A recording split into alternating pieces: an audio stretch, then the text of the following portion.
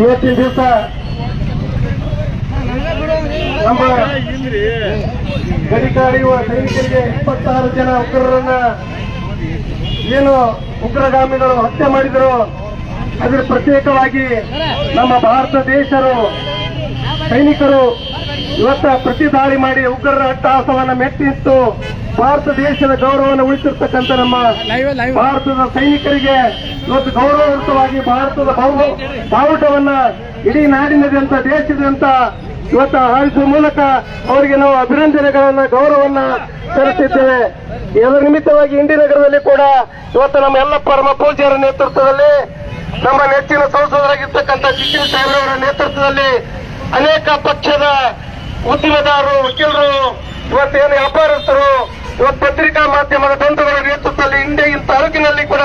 ಭವ್ಯವಾಗಿರ್ತಕ್ಕಂಥ ಮೆರವಣಿಗೆ ಮಾಡುವ ಮೂಲಕ ನಮ್ಮ ಭಾರತ ದೇಶದ ಸೈನಿಕರಿಗೆ ನಾವು ಅಭಿನಂದನೆಯನ್ನು ಗೌರವವನ್ನು ಸಲ್ಲಿಸುವ ಮೂಲಕ